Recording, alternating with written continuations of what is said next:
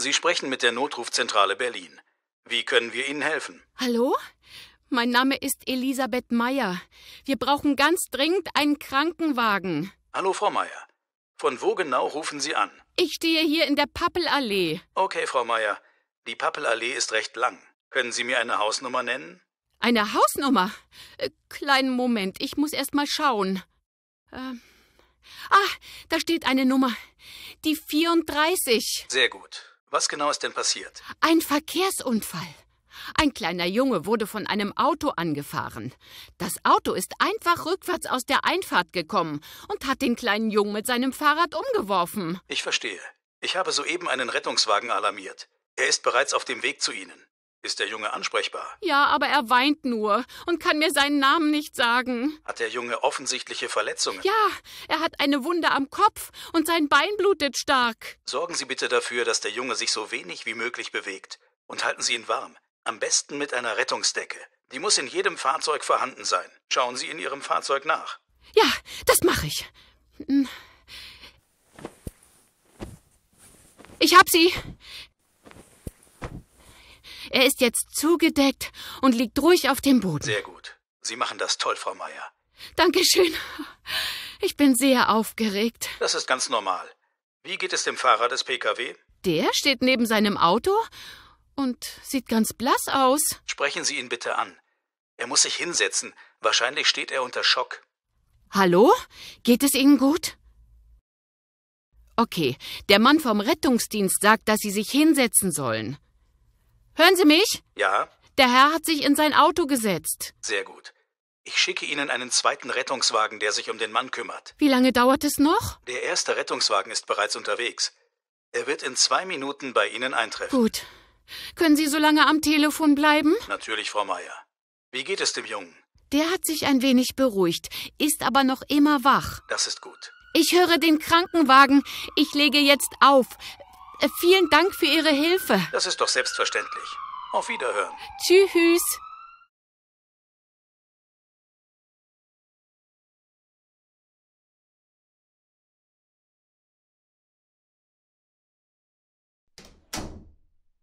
Guten Morgen, Frau Dörr. Haben Sie schlecht geschlafen oder warum sind Sie schon so früh wach? Wie geht es Ihnen heute? Guten Morgen, Frau Heinz. Ach, es geht mir ganz gut. Ich habe gut geschlafen. Ich bin einfach nur früh wach geworden. Das ist schön zu hören. Haben Sie Ihre Medikamente schon genommen? Nein, Wo sind denn Ihre Tabletten? ich weiß nicht. Gestern Abend lagen sie noch auf dem kleinen Tisch in der Ecke. Ah ja, da sind sie. Gut, hier ist ein Schluck Wasser. Danke. Ich würde Sie jetzt auch gern waschen. Können Sie aufstehen und ins Badezimmer kommen? Ja, das schaffe ich, wenn Sie mir helfen. Natürlich, Frau Dörr.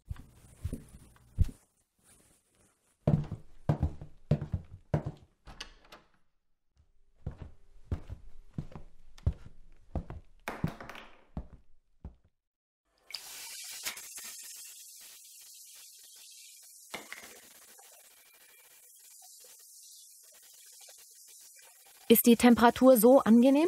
Ja, sehr angenehm. Oder geht's noch ein bisschen wärmer, bitte? Ein bisschen wärmer, aber gerne. Ist es so recht? Perfekt.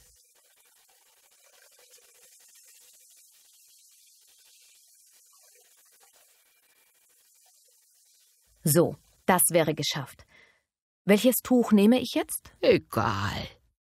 Ich nehme mal das hier.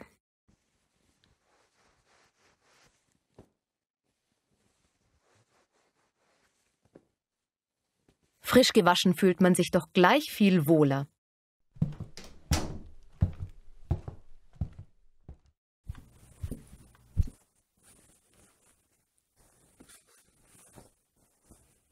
Sie können sich ganz langsam hinlegen. Könnten Sie mir noch meine Zahnprothese reinigen?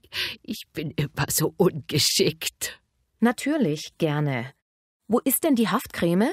Dann könnten Sie die Zähne gleich einsetzen vor dem Frühstück. Die ist im Badezimmer in dem Regal neben dem Spiegel.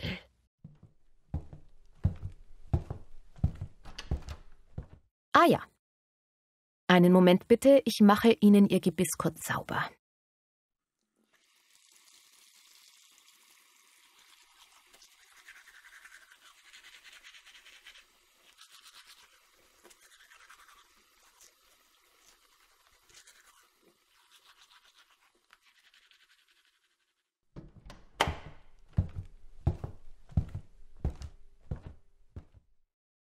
So, jetzt können Sie wieder richtig lachen.